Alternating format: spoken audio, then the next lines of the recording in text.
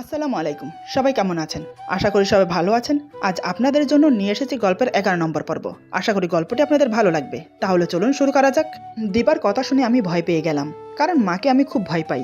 হঠাৎ আমি দীপার হাত ধরে বললাম, আরে বউ, আজ থেকে তুমি আমার বোন, তাও তুমি আম্মুকে কিছু বলো না, তাহলে কিন্তু আমাকে বাসা থেকে বের করে দেবে। আমার কথা শুনে দুজনেই চোখ বড় বড় করে আমার দিকে তাকিয়ে আছে। ওরা একে অপরের মুখের দিকে দেখতে লাগলো। ছুটকি বলে, তুই কি পাগল হয়ে গেছিস? বউকে বোন বলছিস? আমি বললাম, তুই চুপ কর। এখন আমার পকেটে একটা টাকাও নাই রে। যদি আম্মু ঘর থেকে বের করে দেয় আমি কোথায় যাবো রে? এদিকে দীপা আমার কাণ্ড দেখে হাসতে হাসতে গড়াগড়ি খাচ্ছে। দীপা মনে মনে বলে, এসব কি আমি সত্যি দেখছি নাকি স্বপ্ন দেখছি? এই মানুষটা কি সত্যি এত হাস্যকর? এটা কি সত্যি নাকি স্বপ্ন, কোনটা? আমার এই নেকা কান্না দেখে ছুটকি বলে, এই নে তোর টাকা, তাও এভাবে কান্না করিস না ভাই, তোর কান্না আমার সহ হয় না। আমি চট করে টাকাটা হাতে নিয়ে বললাম, হা হা হা, আমার টাকা আমি পেয়ে গেছি, হা হা হা। ছুটকি অবাক হয়ে বলে, বাটপার, চিটার, তুই আমার সাথে চিট করলি? তার মানে তুই এতক্ষণ ধরে অভিনয় করছিলি? তোকে তো আমি। কথাটা বলে ছুটকি আমাকে মারতে আসলো, কিন্তু আমি ওর হাতের নাগালের বাইরে চলে গেলাম। ছুটকি অনেক চেষ্টা করলো আমাকে ধরতে, কিন্তু পারলো না। ছুটকি আবার আমার পিছনে আসতে চাইলে দীপা ওর হাত ধরে ফেলে। দীপা বলে, আরে মন খারাপ করে কি হবে বলো তো? সুযোগের সদ্ব্যবহার করবে। এখন তো ওনার সাথে পারছো না, যখন সুযোগ পাবে তখন ইচ্ছে মতো পিটাবে। এখন আসো আমরা বাড়িটা ঘুরে দেখি। আমি বললাম, আমিও তোমাদের সাথে বাড়িটা ঘুরিয়ে দেখাই। আমি একা একা বসে থেকে কি করব? বোরিং লাগবে তো আমার। ছুটকি বলে, না তুই আসবি না। আমি বললাম, ওকে। তারপর ওরা দুজন যাচ্ছিল। ছুটকি আগে আগে, দীপা ছুটকির পিছে যাচ্ছে। আমিও দীপার পিছু নিলাম। আমি যতই না বলি না কেন, ঠিকই ওদের সাথে যাচ্ছি। আমি দীপার পিছু যেতে যেতে ওকে ডিস্টার্ব করছি। একবার চুল টেনে দিচ্ছি, একবার পেটে হাত বুলিয়ে দিচ্ছি, নয়তোবা ওর পিঠে চিমটি কেটে দিচ্ছি। এদিকে দীপার আমার আচরণে অসহ্য লাগছে। সে না পারছে সইতে, না পারছে আমাকে কিছু বলতে এখন, কারণ সামনে ছুটকি আছে তাই। তারপরও সে ফিসফিস করে বলে, এসব কি হচ্ছে? আপনি কি শুরু করেছেন? ছুটকি আছে এখানে, দেখলে কি ভাববে বলুন তো? আমি কি ছুটকিকে ডাকবো?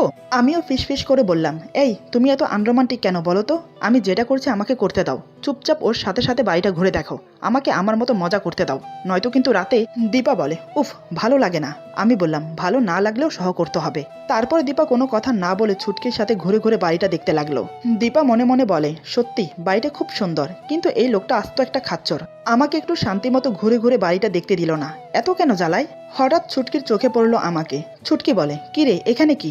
আমরা বাড়ি ঘুরে ঘুরে দেখছি, আর তুই এখানে কি করছিস আমাদের পিছু পিছু? আমি বললাম, আমি তো তখন থেকেই এখানে, তুই হয়তো দেখতে পাসনি, তাই হয়তো এখন দেখেছিস। এখন তোরা বাড়ি ঘোরাঘুরি কর, আমি আমার মতো কাজ করি। দীপা আমার মতলব বুঝতে পেরে বলে, এই ছুটকি, তুমি আমার পিছু পিছু থাকবে আর আমি তোমার সামনে সামনে থাকবো। আমি বললাম, এটা কেমন কথা? তুমি তো এবারের কিছুই চেনো না, হঠাৎ করে কোন দিকে চলে যাবে তখন? দীপা বলে, দেখুন, আমি ছোট বাচ্চা না যে এই বাড়ি থেকে নিখোঁজ হয়ে যাব, তাই আপনি টেনশন না করে রুমে গিয়ে শুয়ে শুয়ে টিভি দেখতে পারেন, আর আমাকে আমার মতো থাকতে দিন। ছুটকি এতক্ষণে বুঝতে পারলো ব্যাপারটা। ছুটকি বলে, ও, বুঝতে পেরেছি, তার মানে ওই বদমাসটা এতক্ষণ তোমার পিছু পিছু এসে তোমাকে ডিস্টার্ব করছিল। তুমি আমাকে ডাকলে না কেন? তাহলে দেখতে মজা কাকে বলে। দাঁড়াও, আমি আম্মুকে এখন গিয়ে বলে দিচ্ছি, আমাদের শান্তি মতো ঘুরতে দিচ্ছে না। ছুটকির কথা শুনে আমি এক সেকেন্ডও দাঁড়ালাম না, দৌড়ে বাড়ির ভিতরে চলে গেলাম। আমার এই কাণ্ড দেখে ওরা হাসছে। তারপর ওরা পুরো বাড়ি ঘুরে ঘুরে দেখলো। দীপা মনে মনে বলে, কি সুন্দর একটা বাড়ি। আমার মতো গরিব ঘরের মেয়ের কপালে কি সারা জীবন এই সুখ থাকবে, নাকি দুই একদিনের মায়ায় জড়িয়ে আবার চলে যেতে হবে? কিন্তু চিন্তা একটাই, আমি কি এই বাড়ির সবার মনের মতো হতে পারবো? যদি হতে না পারি, তাহলে হয়তো আমাকে এই বাড়ির মায়া কাটিয়ে চলে যেতে হবে। যেহেতু এখন আমি এই বাড়িতে আসিনি, তাই এখন চলে গেলে কোনো সমস্যা হবে না। কিন্তু যখন এবারের সবার প্রতি মায়ায় পড়ে যাব, তখন তো তাড়িয়ে দিলে অনেক কষ্ট হবে। দীপাকে ভাবতে দেখে ছুটকি বলে, এই ভাবি, কি ভাবছো? এরকম আনমনে হাসছো কেন? একটু হলেই তো পড়ে যেতে। ছুটকির কথায় দীপা বাস্তবে ফেরে, সামনের দিকে তাকিয়ে দেখে সে একদম সুইমিং পুলের সামনে, এক পা এগোলে সোজা পানিতে। এমন সময় আমাকে আসতে দেখে। আমি এসে বললাম, দেরি হয়ে যাচ্ছে কিন্তু, আম্মু তোমাকে ডাকছে, খাবার রেডি। মনে হচ্ছে তুমি এখানে এসে সব ভুলে গেছো। দীপা আমার দিকে অবাক হয়ে তাকিয়ে আছে। সে বুঝতে পারছে না আমি কি বলতে চাইছি।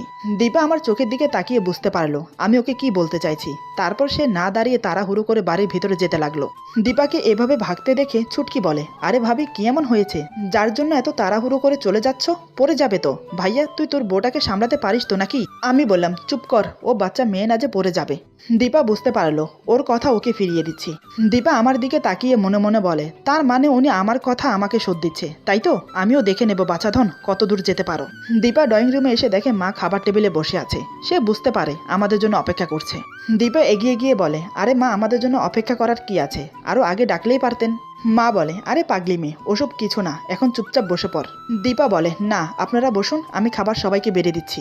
চুটকি বলে, এটা হয় না, তুমি আমাদের বাসায় নতুন মেহমান। যেহেতু তুমি পার্মানেন্টলি এই বাসায় আসোনি, তাই তুমি এখন মেহমান। যখন পার্মানেন্টলি আসবে তখন দেখব কত করতে পারো। এখন আমি খাবার বেড়ে দিচ্ছি, তুমি বসো আর চুপচাপ খেয়ে নাও। দীপা আর কিছু না বলে চুপচাপ একটা চেয়ার টেনে বসে পড়ে। আমি তার অপোজিট পাশে চেয়ারে বসেছি। দীপা মাত্র খাওয়া শুরু করেছে, এরই মধ্যে আমি পা দিয়ে ওর পায়ের উপর রেখে ঘষতে থাকি, ওর আঙ্গুলের ফাঁকে আঙ্গুল গলিয়ে টানতে থাকি। এদিকে দীপার খুব অসহ্য লাগছে। খাবার খেতে বসে যে এমন করব আমি, সেটা সে বুঝতে পারেনি। দীপা মনে মনে ভাবছে, ওনাকে মাথায় তুলে সুন্দরভাবে একটা আছাড় দিয়ে কোমরটা ভেঙে দিতে পারতাম, তাহলে মনে একটু শান্তি পেতাম। কিন্তু দুঃখের বিষয়, এটা করতে গেলে আমার সমস্যা হবে। একই তো শক্তি নেই, আবার যদি কোমর ভেঙে যায় তাহলে আমাকেই সেবা করতে হবে। দূর, ভাল লাগে না। দীপা চোখের ইশারায় বলে, এসব কি হচ্ছে? আমিও ঠিক চোখের ইশারায় বুঝিয়ে দিলাম, কই কিছু না তো। দীপার খুব রাগ হচ্ছে, ইচ্ছে করছে খাবার টেবিল থেকে উঠে যায়, কিন্তু সবার সামনে সেটা করতে পারছে না। দীপা আবার মনে মনে বলে, তখন থেকে জ্বালাচ্ছে, এখন আবার জ্বালানো শুরু করেছে। খেতে বসেও শান্তি নেই। তারপর কোনো রকম খাওয়া শেষ করে তাড়াহুড়ো করে চেয়ার থেকে উঠে পড়লো, কারণ আমি এমন করছি দেখে। দীপাকে তাড়াতাড়ি উঠতে দেখে মা বলে, কিরে মা, কি হয়েছে? এরকম তাড়াহুড়ো করছিস কেন? দীপা ভুল করে মুখ ফুসকে বলে ফেলে, তেমন কিছু না, একটা বিড়াল। কথাটা বলে জিভে কামড় দিয়ে দাঁড়িয়ে পড়ে। মা বলে, আরে মা, আমাদের বাড়িতে বিড়াল নেই, তাহলে খাবার টেবিলের নিচে বিড়াল আসবে কিভাবে? দীপা আমার দিকে তাকিয়ে দেখে আমি রাগিত চোখ নিয়ে ওর দিকে তাকিয়ে আছি। আমি ওকে এটাই বোঝাতে চাইছি আমাকে যেন বিড়াল না বলে। দীপা আমার দিকে তাকিয়ে বলে, মা তাহলে এটা কি হবে, বিড়াল না হলে? ছুটকি বলে, ওটা ছোটবেলা থেকে অনেক বড় বিড়াল, তাই একটু ডিস্টার্ব করবেই, সেটা তোমাকে মেনে নিতে হবে। কথাটা বলে ছুটকি মুখ টিপে টিপে হাসছে। তার মানে ছুটকি বুঝে গেছে সবকিছু। আমার প্রচুর রাগ হতে লাগলো দীপার প্রতি, তবে মায়ের সামনে কিছু বলতে পারছি না। মা বলে, কি রে, কি বলছিস তোরা এসব? আমি তো কিছুই বুঝতে পারছি না। ছুটকি বলে, আম্মু তোমাকে কিছু বুঝতে হবে না, খাওয়াটা শেষ করো। মা বলে, তোরাও না, কখন কি বলিস সবকিছু আমার মাথার উপর দিয়ে চলে যায়, কিছুই বুঝতে পারছি না। তারপর সবাই খাওয়া দাওয়া করে যার যার রুমে চলে গেল। এদিকে দীপা ভাবছে, আরে সবাই সবার রুমে চলে গেল, তাহলে আমি কোথায় যাব? এমন সময় আমি এসে হঠাৎ ওর হাত ধরে টানতে টানতে উপরের দিকে নিয়ে যেতে লাগলাম। দীপা বুঝতে পারলো আমি ওকে আমার রুমে নিয়ে যাচ্ছি। দীপা বলে, আরে আস্তে, এত তাড়াহুড়ো করার কি আছে? ব্যথা পাচ্ছি তো হাতে, একটু আস্তে ধরুন। আমি ওর কোনো কথা না শুনে টানতে টানতে রুমে নিয়ে এলাম। দীপা বুঝতে পারলো আমি রেগে আছি, কারণ আজও আমাকে জায়গায় জায়গায় অপমান করেছে। আমি ওকে রুমে এনে বিছানার উপর ছুঁড়ে ফেলে দরজাটা বন্ধ করে দিলাম। দীপা বলে, কি করছেন এসব? মাথা ঠিক আছে তো আপনার? এতক্ষণ তো ঠিক ছিল, এখন আবার কি হলো? আমি কোনো কথা না বলে এক পা করে ওর দিকে এগিয়ে যাচ্ছি। দীপা বিছানা থেকে চট করে উঠে এক পা করে পিছিয়ে যেতে লাগলো। দীপা পিছিয়ে যেতে যেতে দেয়ালের সাথে পিঠ ঠেকে গেল ওর। এদিকে আমি একদম ওর কাছাকাছি চলে এসেছি। যতটা কাছাকাছি আসলে একে অপরের হার্টবিটের শব্দ শুনতে পাই। আমি দীপার দু বাহুর পাশের দেয়ালে হাতের ঠেস দিয়ে দাঁড়িয়ে আছি, যাতে দীপা নড়াচড়া করতে না পারে। আমার মুখটা ওর মুখের এতটাই কাছাকাছি এনেছি, মনে হচ্ছে এখনই এক হয়ে যাবে। এদিকে দীপা ভয়ে চোখ বন্ধ করে নিয়েছে। হঠাৎ সে অনুভব করলো আমার নাক দিয়ে ওর নাকে ঘষাঘষি করছি। ওর যেন অন্যরকম একটা অনুভূতি হতে লাগলো। ওর বুকে ধুকধুকানি অনেকটা বেড়ে গেছে। মনে হচ্ছে কোনো কাঠমিস্ত্রি তার হাতুড়া দিয়ে ওর হার্টবিটে অনেক জোরে জোরে পিটাচ্ছে। এতটাই জোরে জোরে আওয়াজ হচ্ছে, সে আওয়াজ আমি স্পষ্ট শুনতে পাচ্ছি। দীপা অনেক জোরে জোরে নিঃশ্বাস নিতে থাকে। কেন জানি আস্তে নিঃশ্বাস নিতে পারছে না ও। সে যতই চাচ্ছে স্বাভাবিক হতে, কিন্তু পারছে না। হঠাৎ আমি এক হাতে ওর পেট অনেক জোরে চেপে ধরি। এতেই দীপা ভয়ে কান্না করে দিল। সে চোখ দুটো খুব শক্ত করে চেপে বন্ধ করে রেখেছে, কারণ আমি পেটে চেপে ধরাতে সে ব্যথা পাচ্ছে। সেদিকে আমার কোনো খেয়াল নেই। হঠাৎ আমি ওকে ছেড়ে দিয়ে কোলে তুলে নেই। দীপা খুব শক্ত করে আমার গলা জড়িয়ে ধরে, না জানি আমি কি করে বসি সেটা ভেবে। দীপা বলে, প্লিজ এখানে এরকম কিছু করবেন না। মা আর ছুটকি কি ভাববে বলুন তো? আপনার যা ইচ্ছে বাসায় গিয়ে না হয় করবেন। এই বলে দীপা নামার জন্য লাফালাফি করতে লাগলো। আমি বললাম, যদি আরেকবার লাফালাফি করো তো সোজা কোল থেকে ফেলে দিয়ে কোমর ভেঙে দেব। তখন লাফালাফি করা তো দূরের কথা, হাঁটতেও পারবে না। দীপা বলে, এই না না, এসব কিছু করবেন না প্লিজ, এরকম কিছু করবেন না এখানে। আমার এখন এসব করার কোনো ইচ্ছে নেই, বোঝার চেষ্টা করুন, আপনি একটু শান্ত হয়ে বসুন। আমি বললাম, তুমি তো আমাকে শান্তিতে থাকতে দিচ্ছ না। এত কিউট কেন তুমি? এত কিউট কেন? তোমাকে দেখলে তোমার উপর আলাদা একটা অনুভূতি জাগে কেন? তুমি এত সুন্দর কেন বলো তো আমাকে? দীপা বলে, উফ, সেটা আমি কিভাবে বলবো আমি এত সুন্দর কেন? যদি আমার সুন্দরের উপর আপনার হিংসা হয় তাহলে আমার মুখে কালি মেখে দিন। আমি বললাম, এখন চুপচাপ থাকো, আমরা এখন রোমাঞ্চ করব, তারপর গোসল করে বাসায় চলে যাব। দীপা বলে, আমার এখন গোসল করার কোনো ইচ্ছে নেই। আমি বললাম, তাহলে আর কি, তুমি করো না গোসল, কিন্তু আমি করব, তাই আমাকে আমার কাজ করতে দাও। আর তুমি চুপচাপ শুয়ে থাকো। কথাটা আমি ওকে চোখ মেরে বললাম। এদিকে দীপার অসহ্য লাগছে, কিন্তু আবার ভালোও লাগছে আমার এরকম ভালোবাসা দেখে। দীপা বলে, এই না না, একদম না, এসব কিচ্ছু করবেন না। আমার গোসল করতে এখন ভালো লাগছে না, পরে গোসল করব। ওর কথা মনে হয় আমার কান অবধি পৌঁছেছে কিনা সেটাই সে বুঝতে পারছে না। আমি ওকে কোলে করে নিয়ে গিয়ে বিছানায় শুয়ে দিয়ে ওর উপর শুয়ে পড়ি। দীপা বলে, উফ, আপনাকে আমি সহ করতে পারি না। আপনার ওজন পুরোটাই আলুর বস্তা, আর সেই আলুর বস্তা যদি আমার উপর শুয়ে থাকে তাহলে তো আমি ভর্তা হয়ে যাব। প্লিজ উঠুন। কে শুনে কার কথা, আমি ওর ঠোঁট জোড়া আমার ঠোঁটের দখলে নিয়ে নিলাম। অনেক গভীরভাবে চুম্বন করতে লাগলাম। দীপার ঠোঁট চোষাতে সে ছটপট করতে লাগলো, কিন্তু বেশিক্ষণ ছটপট করতে পারলো না। যখন আমার গভীর চুম্বন ওকে নাড়া দিয়ে যাচ্ছে, তখন সে এমনিতেই থেমে গেছে। সে এক হাত দিয়ে আমার চুল মুষ্টিবদ্ধ করে নিল এবং অন্য হাত দিয়ে আমার পিঠ খামচে ধরলো। আমি ওর ঠোঁট ছেড়ে দিয়ে ওর গলায় নিজের ঠোঁট জোড়া বসিয়ে দিলাম। দু হাতে ওর বুক চেপে ধরে আছি। দীপার নিঃশ্বাস ঘন থেকে ঘন হতে লাগলো। শরীর থেকে আগুনের লাভা যেন উপচে পড়ছে, এতটাই উত্তেজিত হয়ে আছে দীপা। আজ আমার ভালোবাসা অন্যরকম একটা শিহরণ বয়ে দিচ্ছে ওর মনের ভেতর। সে শুধু চুপচাপ আমার স্পর্শগুলোকে অনুভব করতে লাগলো। আসলে ভালোবাসার অনুভূতি যে কিরকম হয় সেটা সে আজ পর্যন্ত জানে না। কোনোদিন এরকম কারোর সংস্পর্শে আসেনি সে, আজকেই প্রথম। আস্তে আস্তে আমরা দুজন হারিয়ে গেলাম ভালোবাসার সুখের সাগরে, যে সাগরের কোনো তলদেশ নেই। প্রায় অনেকক্ষণ পর আমি ক্লান্ত হয়ে দীপার উপর এলিয়ে পড়লাম। জোরে জোরে নিঃশ্বাস নিতে লাগলাম। এদিকে দীপাও জোরে জোরে নিঃশ্বাস নিতে থাকে। দুজনেই ক্লান্ত হয়ে পড়েছি। এই অনুভূতির কোনো ব্যাখ্যা আমি দিতে পারবো না, এটা যে অন্যরকম একটা অনুভূতি। আমি উঠে দীপাকে টাওয়াল দিয়ে বললাম, এই নাও, এটা পরে ওয়াশরুমে গিয়ে ফ্রেশ হয়ে আসো। দীপা কিছু না বলে টাওয়াল নিজের শরীরে জড়িয়ে কাপড়গুলো হাতে নিয়ে চলে গেল ওয়াশরুমে ফ্রেশ হতে। আমি ওকে দেখে মুচকি হাসলাম। সেটা সে খেয়াল না করে চলে গেল ওয়াশরুমে। বেশ কিছুক্ষণ পর বেরিয়ে এসে দেখে আমি কাপড় পরে রেডি হচ্ছি। ও যখন বেরিয়ে আসে তখন আমি শার্টের বোতাম লাগাচ্ছিলাম। ওকে দেখে আমার চোখ আটকে গেল ওর দিকে। শার্টের বোতাম হাতে ধরে ওর দিকে অবাক হয়ে তাকিয়ে আছি। ভেজা শরীরে কি অপূর্ব লাগছে, ইচ্ছে করছে এখন আবার আদর করি। দীপা আমাকে ওভাবে তাকিয়ে থাকতে দেখে বলে, আবার কি হলো, অমন হাঁ করে তাকিয়ে আছেন কেন?